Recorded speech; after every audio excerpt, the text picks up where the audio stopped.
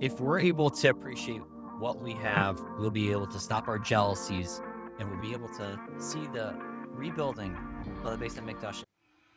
Welcome to Parsha from Cleveland with Zvi Bander. This week's Parsha, we're introduced to Korach.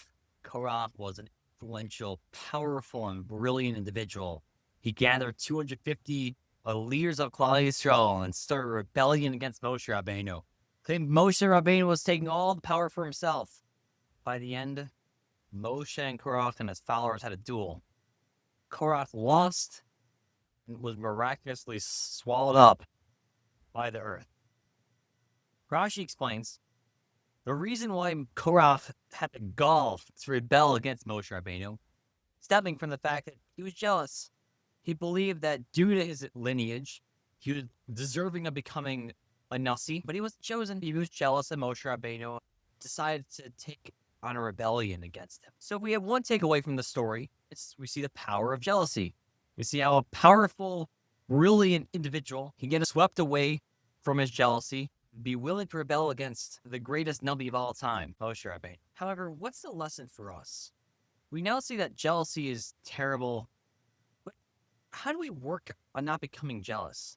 What's the root cause? Let me share with you a beautiful Tosefta at the end of the fourth parak of Sota. Tosefta talks about the Nachash, the snake in Gan Eden, with Adam Chava.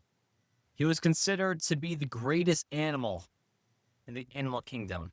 He desired to marry Chava, and he needed to kill Adam to do that. Hashem said, because of the fact that you desired something that was not yours, you are destined to become the king and be the king of the animal kingdom, but now you've been demoted. You're going to be the most cursed of all the animals. You originally stood on your hind legs like a person, but because you didn't appreciate with what you had, you're going to slither on your belly. The Tosefta continues, says, the Nachash wasn't the only one that showcased this meat of not appreciating what they had. He goes out and lists up a few different people that did not appreciate what they had, and because of that, they lost everything. That was Cain, Bilam, Doeg, Haman, and Korach. Korach didn't appreciate what he had. He was brilliant. He was influential, but he did not appreciate what he had. Therefore, he became jealous. The takeaway for us is the way to work on jealousy is we need to appreciate what we have, and by doing so, we won't become jealous. Let me share with you a story that happened with me 2 weeks ago. I called my coworker, Lior, based out in Haifa. I asked him, how are things going? There's a war going on. He says he's actually in the Netherlands. He was supporting a customer last week,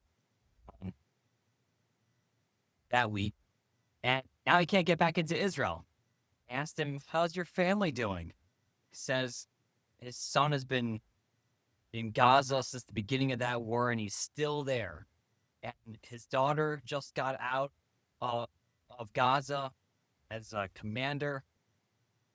And then he says to me like this, I'm the luckiest person in the entire world. I have everything I need.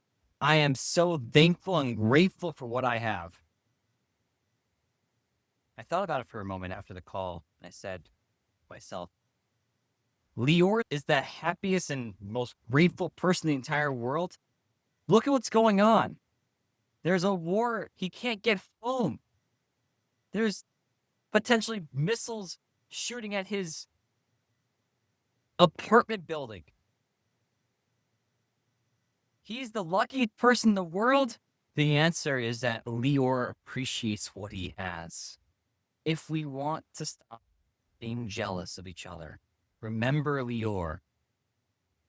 If your situation is hard, challenging, remember Lior. His situation is certainly hard, and he's still able to appreciate what he has. If we're able to appreciate what we have, we'll be able to stop our jealousies, and we'll be able to see the rebuilding of the base of Mikdash and the end of all wars, and see Mashiach from Harem Yamenu. Have a great Shabbos.